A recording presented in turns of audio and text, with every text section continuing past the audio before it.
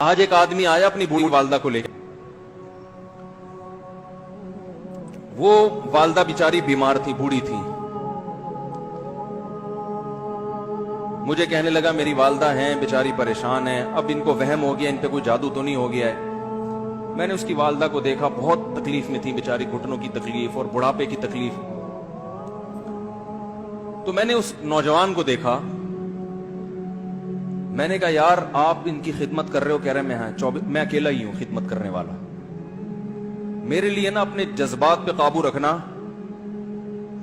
مشکل ہو گیا. تو میں نے اس کے کندھے پہ ہاتھ رکھا. ظاہر انسان تنگ آ جاتا ہے نا، ایک بوڑھی ماں کی 24 گھنٹے کی، اور اس کی ماں کی حالت کو دیکھ کے مجھے اندازہ ہو گیا کہ اس کی خدمت آسان نہیں ہے، اس کی سننا بڑی مشکل ہے. ظاہر بوڑھا ہے بیچارہ، بوڑھا تو بولتا رہے گا، اور اس کو چاہیے کوئی سنے.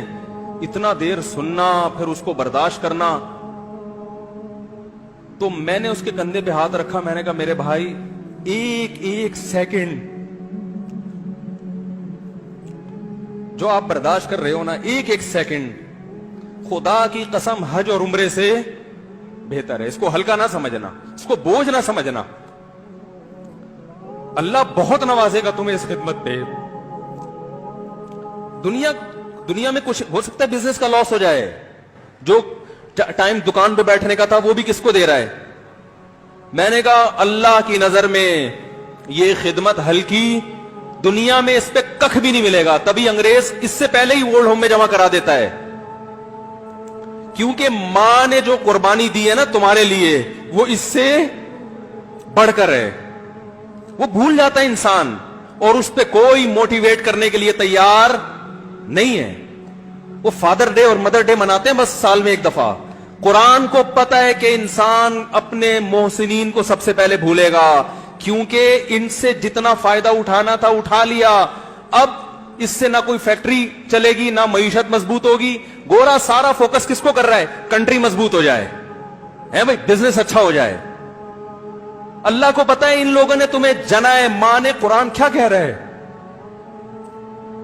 حملتہ امہ کرہن ووضعتہ کرہا. اس ماں نے تمہیں تکلیف سے پیٹ میں اٹھایا اور تکلیف سے تمہیں جنا ہے. وحملہ وفصالہ 30 شہرا. اور جب دودھ پیتے بچے تھے نا، 2.5 سال اپنی گود سے چپکا کے رکھا ہے اس نے. 2.5 سال ایک سیکنڈ کے لیے الگ نہیں ہوتی تھی. اس وقت تمہاری معاشرے کو کوئی ضرورت نہیں تھی. بچے کا کوئی کردار ہوتا ہے؟ کسی کام کا نہیں ہے. پھینک کے چلی جاتی، کوئی پوچھنے والا نہیں تھا. عیدی سینٹر میں جمع کرا دیتی.